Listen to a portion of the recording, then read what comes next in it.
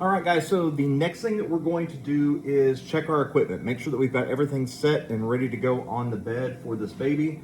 I've got my suction set up.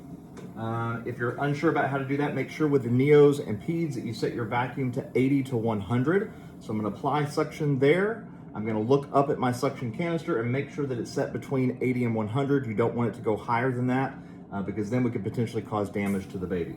I'm gonna have this one set up with the NeoSucker, so it's gonna be plugged up to NeoSucker, ready to go. I also have a bulb syringe just in case I need to use that with the baby as well. I have my intubation supplies. I'm gonna open up my laryngoscope, make sure that my light turns on, that it's ready to go.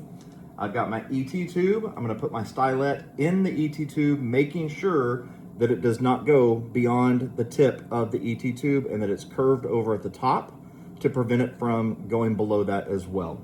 Don't forget, when we're intubating, we wanna make sure that on the lines here, that as it crosses the vocal cords, you wanna make sure that you at least go beyond that first line. This one has actually 3 sets of line. You've got one, you've got a double, and you have a triple.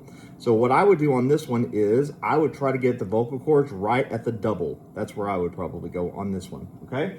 So I've got my ET tube. I do have a meconium aspirator at the bedside just in case I need that as well.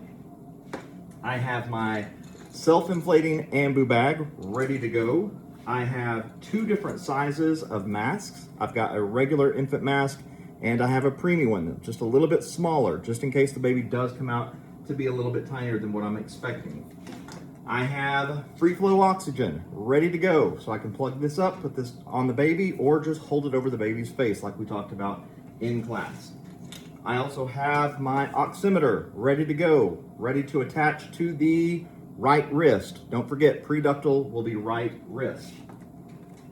I also have my CO2 detector, making sure that whenever I intubate this baby and start bagging them, that I put the CO2 detector. Remember, yellow is yes, purple is problem. So I wanna make sure that it turns yellow.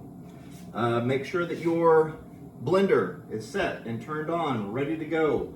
Go ahead and turn it on to the 10 liters. Make sure that you have your device plugged into it. And I'm gonna start this one off at 21%. I'm expecting a full-term baby, so there's no reason to get any higher than that unless my baby does not improve. I've got towels, I've got linens. I wanna make sure I turn my light on and my warmer on. This specific bed does not have an APGAR score timer on it. The ones in the hospital will always have that. And again, like I did in class, you just press the button to start that for the APGAR. As far as temperature goes, wherever you work, they will have a specific regulated temperature that they want you to set. In here, when we're practicing, I want you to flip it on, but then you can turn the heater off so that you don't burn your head, like we discussed earlier. But I do want to make sure that you turn the lights on, so you get in the routine of doing that. With that, all of my equipment is set, ready to go, and now I'm just waiting for baby.